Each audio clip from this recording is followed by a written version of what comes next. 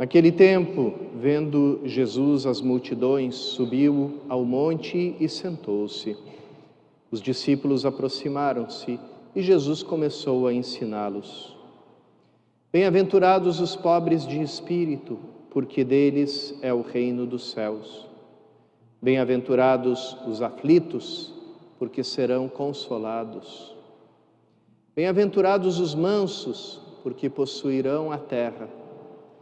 Bem-aventurados os que têm fome e sede de justiça, porque serão saciados. Bem-aventurados os misericordiosos, porque alcançarão misericórdia. Bem-aventurados os puros de coração, porque verão a Deus. Bem-aventurados os que promovem a paz, porque serão chamados filhos de Deus. Bem-aventurados os que são perseguidos por causa da justiça, porque deles é o reino dos céus. Bem-aventurados sois vós, quando vos injuriarem e perseguirem e mentindo, disserem todo tipo de mal contra vós por causa de mim. Alegrai-vos e exultai, porque será grande a vossa recompensa nos céus. Palavra da salvação. Os irmãos e irmãs, depois de nós padres, celebrarmos tantas missas comentando a mesma palavra, a gente vai cada vez mais aprofundando, descobrindo coisas novas. Agora, nessa missa, enquanto estavam sendo proclamadas as leituras, e dei conta disso. O Evangelho, Jesus fala no futuro, né? Serão chamados, será grande a vossa recompensa. Fala do futuro, né? Serão saciados, alcançarão misericórdia, verão a Deus. Depois fala também da perseguição do mundo no futuro, né? Em tempo futuro. Quando vos injuriarem, perseguirem, etc. São João, na sua primeira carta, que a gente escutou esse trechinho na segunda leitura, ele fala do presente, no tempo presente. Então ele fala, nós somos filhos de Deus, somos chamados filhos de Deus. Esse foi o presente que o Pai nos deu, sermos chamados filhos de Deus, e nós o somos. Então, fala do presente. Fala também, o mundo não nos conhece, fala em tempo presente, porque não conheceu o Pai. E depois ele diz isso, né? Nós já somos filhos de Deus, mas nem sequer se manifestou o que seremos. Aqui a carta de João do presente se abre para o futuro. Então fala que quando Jesus se manifestar plenamente, seremos semelhantes a Ele, porque o veremos tal como Ele é. E a primeira leitura que a gente escutou, leitura do Apocalipse, ela já fala daquilo que está... como que João falando a partir do futuro, falando de algo que ele vê. Então, é aquela memória que só o cristão pode ter, a memória do futuro, de ver o que ainda não aconteceu como já acontecido. E qual é a experiência que o cristão faz da memória do futuro, para ele se lembrar do que ainda não aconteceu no tempo? Ele faz isso justamente na liturgia, e de uma forma especial na missa. O livro do Apocalipse, praticamente a estrutura toda dele é a estrutura de uma missa, de uma liturgia. João vê no céu acontecendo aquilo que acontece já de forma antecipada, de forma sacramental, numa missa.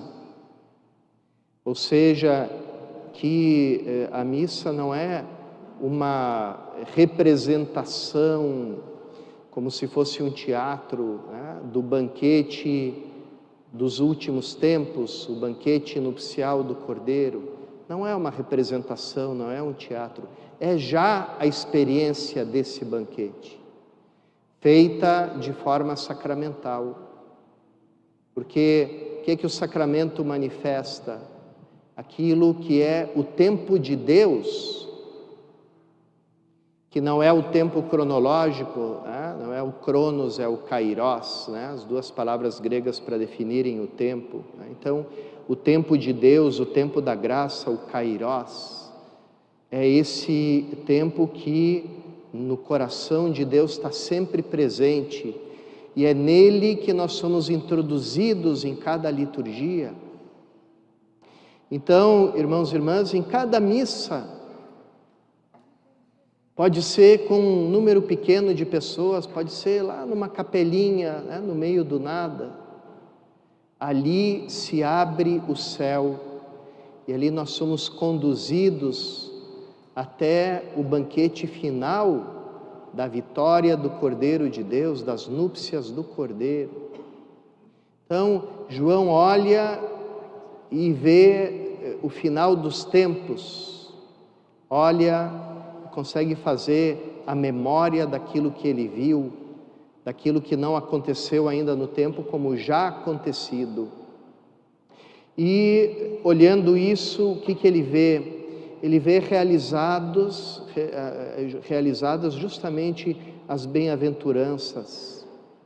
Ele enxerga que aquilo que Jesus dizia, olha, vai acontecer com vocês.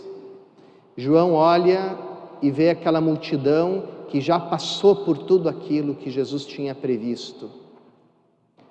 Ele diz, vocês vão viver a vida dos bem-aventurados, daqueles que andam por um bom caminho, por um caminho que vai chegar no fim certo, no fim maravilhoso.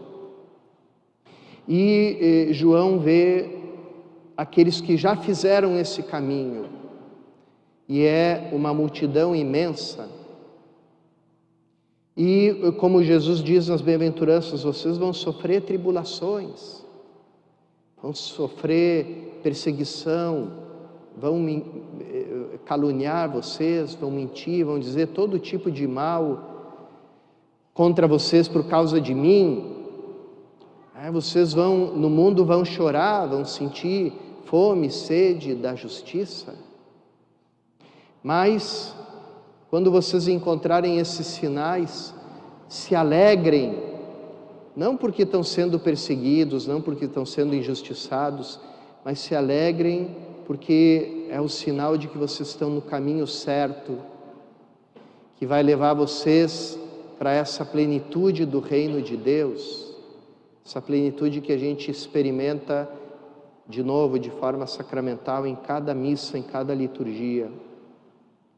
Então, João olha e vê essa multidão que já passou pela tribulação, uma multidão imensa, cheia de vestes brancas, a túnica branca, que é a veste batismal, aquele que recebe o batismo, se despe das suas vestes do homem velho, passa pelo batismo e é revestido do homem novo, da nova criatura, e recebe a veste branca. E é justamente com essa veste branca que estão todos aqueles. Quem são esses vestidos com roupas brancas? São os que vieram da grande tribulação. E aqui vem essa imagem tão bonita e surpreendente.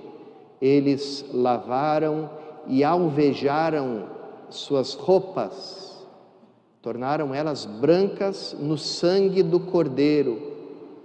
Como é bonito, né, as imagens do Apocalipse que nos dizem essas coisas que parecem contraditórias, né? Se a gente imagina uma pessoa mergulhando uma roupa branca no sangue, a gente diz a roupa vai ficar vermelha, né?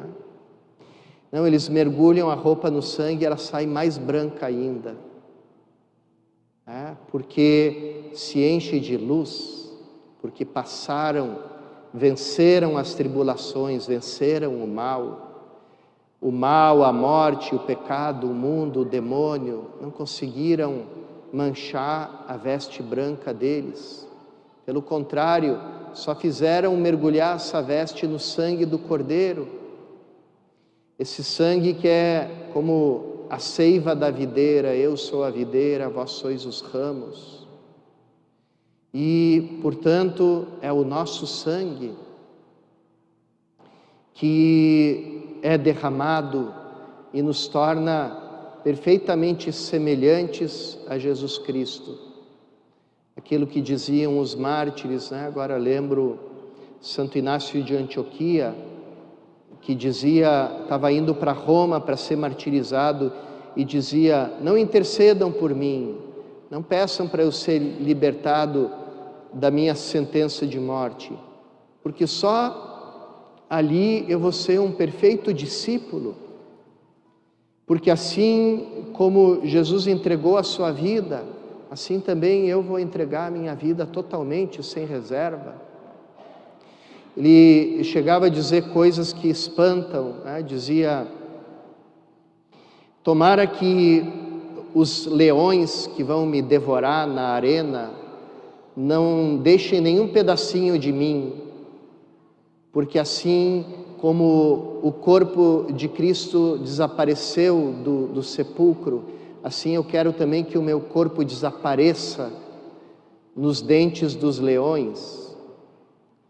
E dizia: eu sou o trigo de Deus, eu preciso ser triturado pelos dentes das feras para me tornar um pão puro de Cristo. É claro que essas expressões podem horrorizar, mas se você se horroriza com isso, é porque você ama pouco. Quem ama entende essa linguagem, entende que quando você ama alguém, você quer se unir perfeitamente a esse alguém, sem nenhuma diferença. E essa é a constante de todos os santos. Uma vez escutei que na língua eslava antiga, das liturgias orientais, quando cantam a ladainha de todos os santos, usam uma palavra para santo que traduzida quer dizer semelhante. É como dissesse semelhante José, semelhante Pedro, semelhante Agostinho, semelhante, né? Porque é aquele que amou tanto que se tornou semelhante ao seu amado, aquele que ama. E é aquilo que a gente encontra nos santos. Todos os santos têm essa marca. Eles, na vida deles, viveram uma história de amor e de amizade muito íntima, muito pessoal com Jesus Cristo. Jesus não foi para eles um quadro na parede, uma estátua, um personagem respeitável do passado, mas alguém vivo. Diferença de quando você vê alguém num retrato e você vê a pessoa ao vivo e entra em contato com ela de carne e osso. Esse é o contato que os santos e santas de Deus fizeram com Jesus. Como é que eles fizeram esse contato com Jesus? Pela oração. A oração para eles foi esse momento do encontro, do estar junto com o amado e ser transformados nesse amado com quem você quer estar junto, com quem você quer ter uma perfeita união. Essa união, irmãos e irmãs, é um dom, como como a gente escutou de São João, é um presente de Deus. E a gente ganhou esse presente no dia do nosso batismo. Mas cada vez que a gente aumenta a nossa fé, essa nossa união vai se manifestando cada vez mais, porque a gente vai acolhendo ela cada vez mais no nosso coração. E aí a gente vai se tornando semelhante àquele que nós amamos, até nós entregarmos totalmente a nossa vida.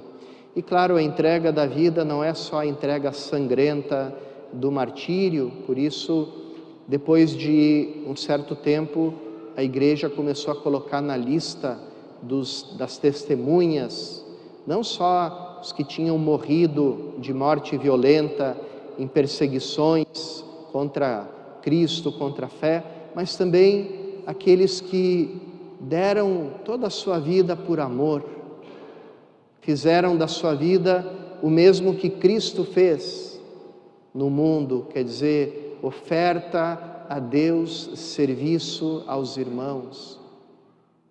E é isso que a gente vê Jesus fazendo hoje, agora, na Eucaristia. No altar, ele se oferece ao Pai e depois se entrega a todos nós por amor na comunhão.